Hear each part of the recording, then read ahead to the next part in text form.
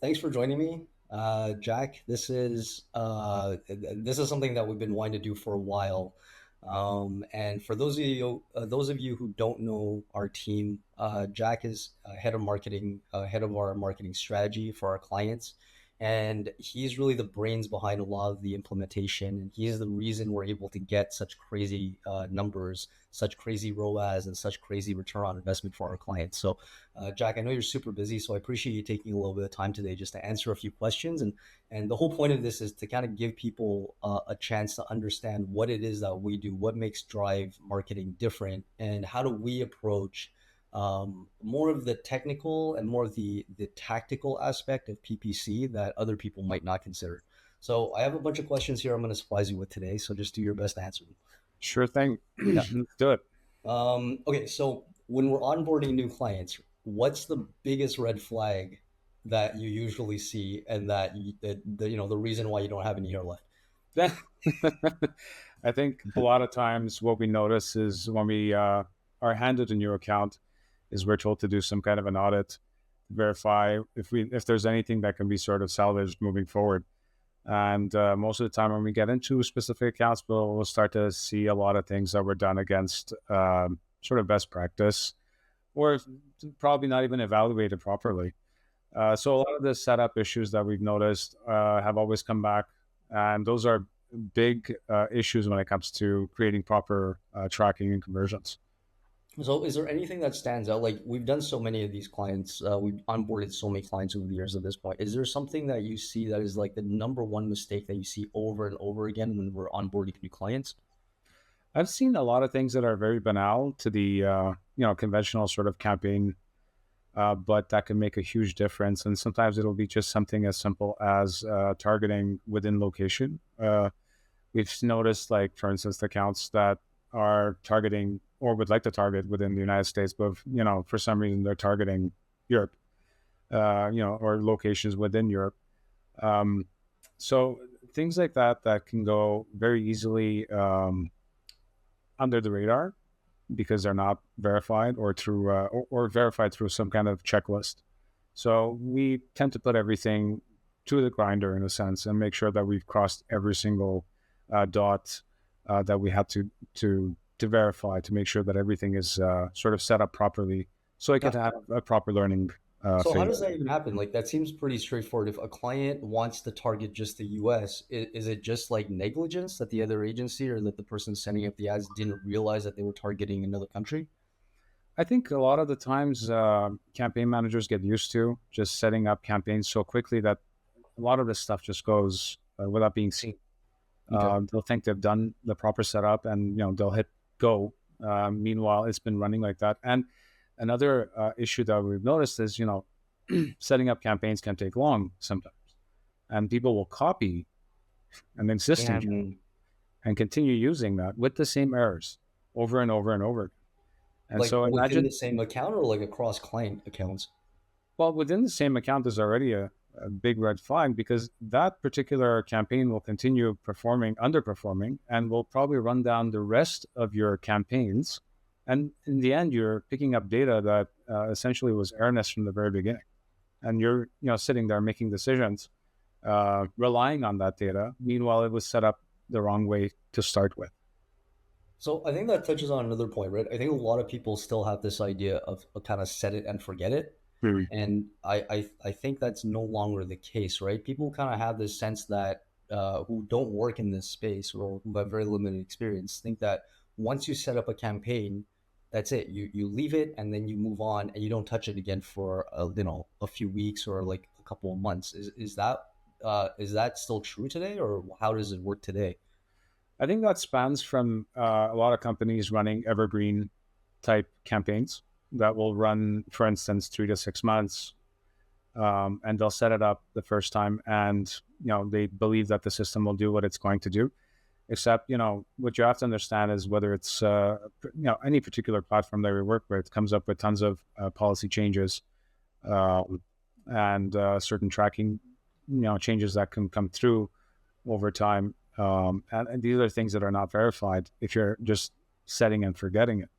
So essentially, what helps us, sort of drive the marketing, if you don't mind me saying, is verifying a lot of particular points over the course of the first 24 hours, then 48 hours, and then 72 hours.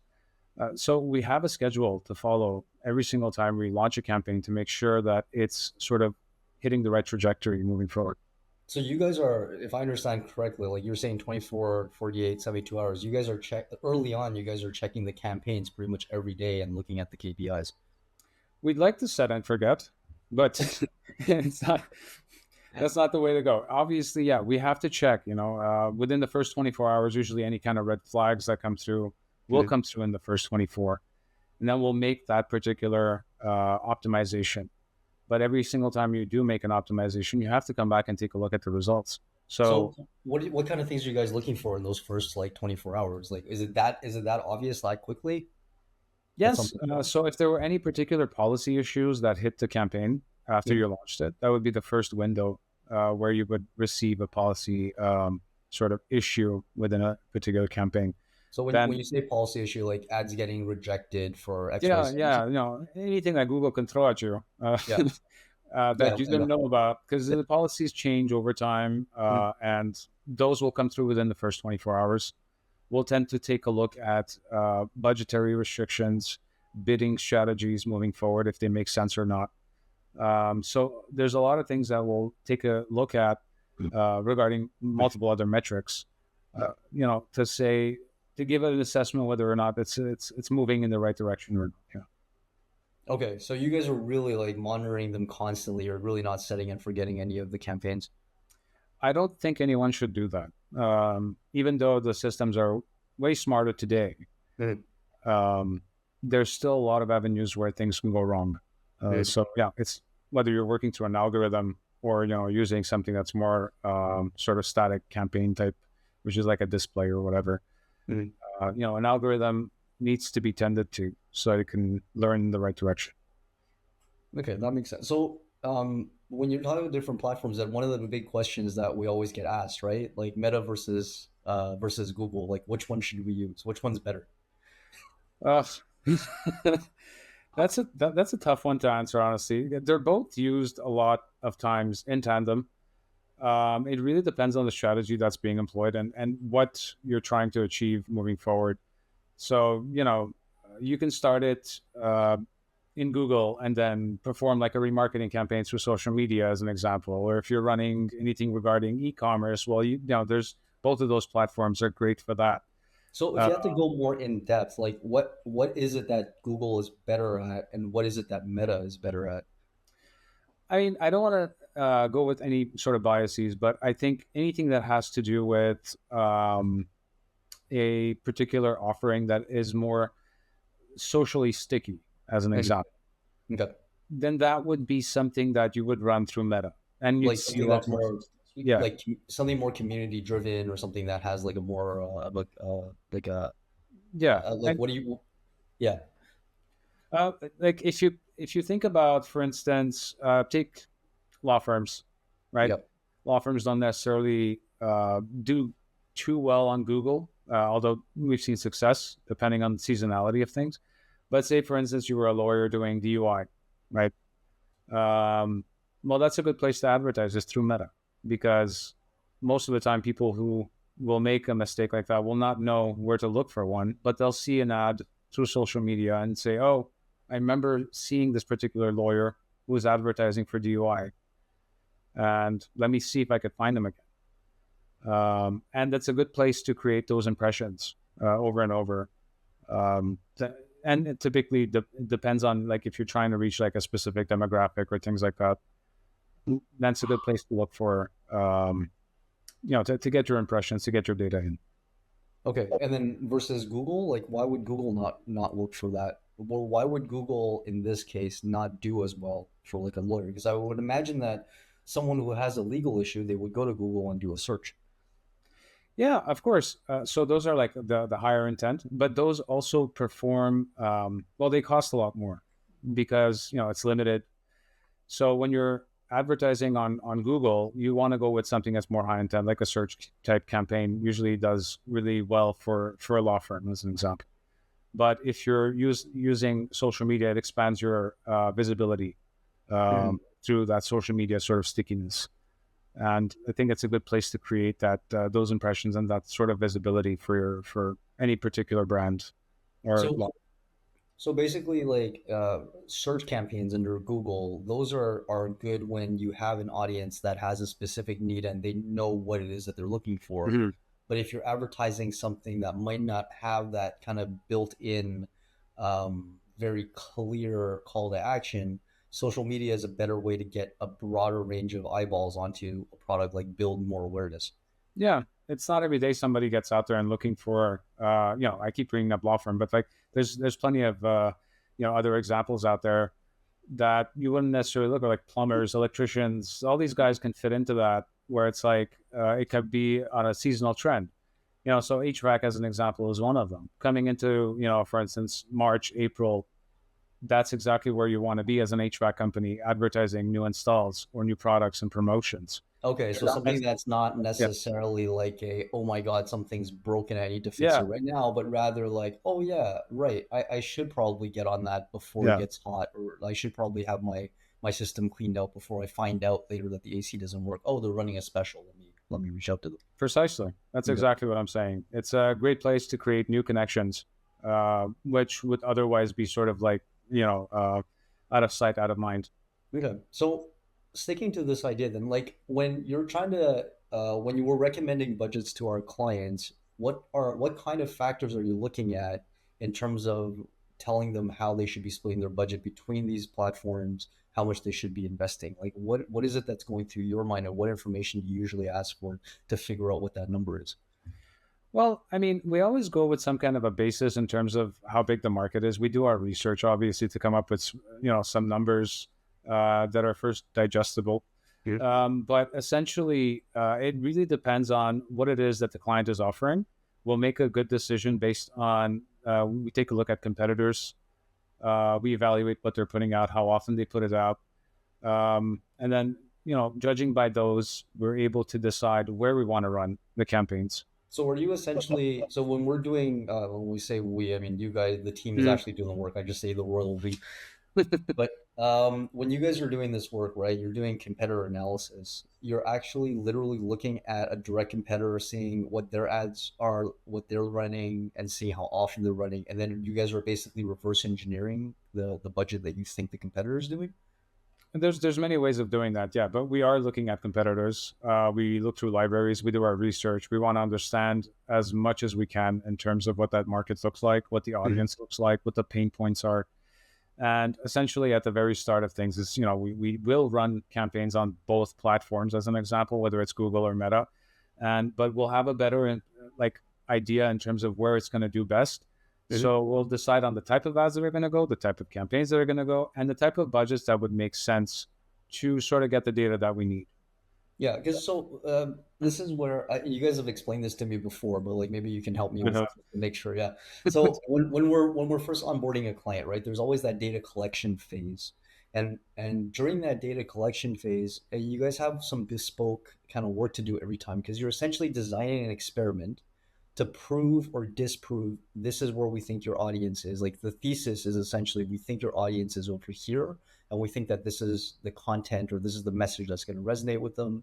And then we structure the entire data tracking around those ideas. We need to know certain things about how they're interacting with the website, where they're landing. We plan all that out, and then we start running the campaigns essentially, right? Mhm. And then during that time, as we collect the data, we do an analysis to figure out whether or not we were right in our assumption. Is that still is that more or less correct in how you guys are approaching it? I mean, for the most part, yes. Again, every single client that comes in has a different footprint, right? So we try to evaluate each situation differently, and we try to find the best place for them to advertise. Yes, it is from a top-down approach. We are trying to understand where to best fit them and where to use their budget most efficiently. Um, but it's not it's not a head scratcher. We've got Google as being 70% of the world's traffic, and we've got Meta being the close second.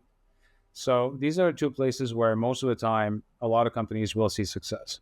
I Yeah. think what will make a difference is the type of offering that they're putting out. That plays a huge role in how things move forward. And if it's sticky enough, then you'll see success on both platforms. So there's a bit of homework on the side of the clients before they come to see us, and there's that homework on our end to tell them, okay, this is working and this isn't working, right? Or how Yeah, much and that's work during the is data collection phase yeah, that we'll how we have really the entire yeah, experiment designed yeah, to capture the data to say like, hey, people are not interested in this. yeah. Here's the proof. Yeah, we put that through the grinder in a sense. It's not just one asset that's getting out there. It's videos. It's a multitude of image sort of assets that are going out there with different messaging and so on and so forth. And we're really utilizing the full width of the algorithm to understand which ones are doing best. So that's another thing I want to get to, right? Like lately, we've had to do more and more video, and I'm trying to understand a little bit more because you guys have mentioned in meetings that the PMAX campaigns basically just eats through like video content like crazy, and that's why we've had to focus a little bit more on that. Is that still like what's the best approach towards that? Are we just dumping a bunch of assets in the PMAX? Are we being more intentional on running different types of campaigns to leverage the data? Like what's been our approach to make sure that we get the most out of these algorithms? Well, I think when you're doing anything in marketing nowadays, you have to be a lot more deliberate and intentional about what you put out. So it's not just about running images through a PMAX campaign or a video through a PMAX campaign. It's understanding where in the funnel you're trying to target and then creating the advertisement that goes with it and then utilizing the right platforms to put it through. And that goes within campaigns and so on and so forth. There's a funnel within the funnel within a funnel that you're trying to understand. And so the more intentional you are about what you're putting out, the better quality data you get in the end. That's insightful to the marketing team, number one, and then to the client. So So, so yeah, when you're saying that, okay, so our when we're setting up the campaigns, is is the entire funnel inside one campaign, or is each layer in the funnel, as you go through attention, interest, desire, action, do they need to be separate campaigns that feed into each other? they can be both. I think what we try to do, for instance, is get the best of each funnel to run in the end within one PMAX, as an example. What you Okay. try, you it's always better to try to dissect each element on its own and understand it as best as possible. But eventually, you start to understand who the winners and losers are, and then with that, you can sort of build out even more campaigns and carry that forward. So, well, from my understanding, right, the way that you guys are doing it is like, let's say we have like a bunch of assets that are towards attention. You would run all of the assets that are for attention in one PMAX campaign and let What do you mean? PMAX pick out of, let's say, like, you know, 20 assets, pick out the combination that are the winning combinations for attention. Yeah, And then you do the same for an interest campaign, a desire campaign, hopefully a call to action campaign. And then what you're saying is you would then take, like, let's say it's four winners from each layer of those funnels and then shove all of those assets into a single campaign, into a single PMAX campaign, and then let the algorithm run, knowing that at that point, that algorithm has assets for each layer, and it's just gonna be able to, the AI is just gonna be able to do its thing and find people at the right moment of intent to respond to that asset. And the algorithm doesn't need to know that there's a whole funnel there, but we basically fed it in and the AI is just doing its thing. Is that kind of how we're working now? that's pretty close. I think the only other thing that I would add to what you just said is that each stage requires its own metrics as well. So we take a look at different metrics for each stage to understand that they're actually doing what they're supposed to. Because Right. So yeah, so for attention, we're looking at just like click through rates and reach and new visitors. But okay. then for interest, we're looking at like how long do they stay on the page and what micro actions are they take. So how do you segment that if everything is into one campaign? Well, that's the thing. Once you're at that final campaign, it's because you've gone through all of this, separately. And so at that point, you're very confident about what you're putting out, and the results at that point go towards conversions. So you're no longer looking at those specific metrics that you were. Oh, like it's almost like the algorithm is just doing that Yeah, in the background, and all we're really looking at by the time we get to that yeah, one campaign to rule them all, yeah, we're only really looking at bottom of funnel. We're really just looking at revenue at that point. yeah. At that point, you're kind of like you've done all your work, and not that you could set and forget. Let's not go No, there. yeah, But that's it. Like again, you're a lot more comfortable and confident about the assets that you're putting out. And at this point, you've gone through your messaging like I don't know, a couple of dozen times. yeah, You know, yeah, you've gone through your website a couple of times. You figured out you've got some bugs here and there. Your yeah, forms are set up properly. Everything is done in a way for you to actually get maximum result. And so finally, at that final stage where you have that final PMAX set up with your best winners, yeah. then at that point you should be able to start seeing those results. And this is done relatively quickly. Actually, we're not talking about months and months of work here, I but was gonna it's ask, like, how long does yeah, this really take? Yeah. yeah, it's not months of work. It's something that, if done diligently and properly, within a week or two, you can have some pretty decent results coming through with all those tests done. Really? Okay, because like when I'm talking to new clients, I still warn them that they're not going to get amazing results that first month. Well, it depends on what the results we're talking about, right? So amazing results for us might not be the same results for them. So that's in my part, the campaign manager talking. So if I'm seeing the results that I'm seeing out of the interest campaign as an example, and then every single other one that comes after, then that to me are good results, and they give me the confidence to go back to the client and say, look, we're on the right trajectory. Just give us a bit more time for us to get this done. But Right. we're always aiming to get the data as best as possible. Yeah. And the way As to do clean as that possible. Yeah. is, playing the defense before you play the offense, and make sure you've got everything, in check, done properly. And then when you get into sort of the game, you've got everything running for you. Yeah. Okay. Well, I mean, yeah, that's one of the things that I know that you're always working very closely with the dev team, right? Just to constantly make sure data layer is firing, everything's working properly, we're collecting the right information, we have checks and balances everywhere, make sure that all the data is clean before we feed it into the algorithm so that we're not messing up the training. Absolutely. I think, it wouldn't be fair of me to say that the only the campaign managers managed to get the good results. I think there's a lot of teamwork that happens here. There's a lot of collaboration that happens here.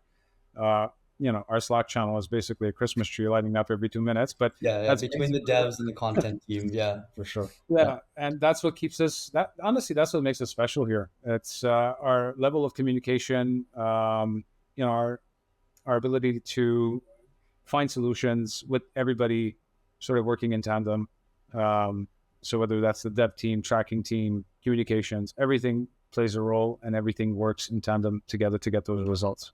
yeah. Well, the results are definitely there. I recently saw. I'm not going to name the client, but I recently saw that we were asked to figure out the ROI, not the ROAS, but the actual ROI for one of our fashion clients. And I think Brent told me it's something like 11.3x. Yep, That's absolutely. crazy. Yeah, I heard the client was quite happy when they saw that. So Well, I hope so. I yeah, mean, I'd be happy if I was getting 11x. So yeah, for sure, for sure. No, that's amazing. Thanks. So that gives me, I think, a lot of insight into a little bit more of behind the scenes, and hopefully this helps people who are watching to have a better understanding of like why why we're different, why we take the time to spot these small details, so things like targeting the wrong country doesn't happen. it happens, believe it Yeah. or not. But yeah, if you got any questions, I welcome them. Go right Yeah. ahead, send them over. So, anybody watching, if you have any questions, the more technical, the more in depth about running ads, about PPC, the better. We're more than happy to answer. Jack, thanks for taking the time. I know how busy you are.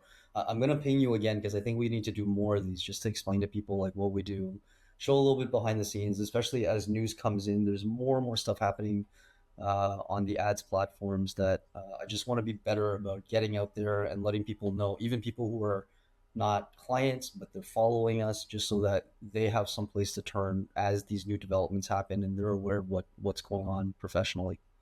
Yeah, absolutely. I think a good chunk of our work just goes into keeping up with what the changes are. Yeah, So, yeah, and then definitely. trying I to definitely fix see it. that in the yeah, Yeah, definitely see that in the dev hours. yeah.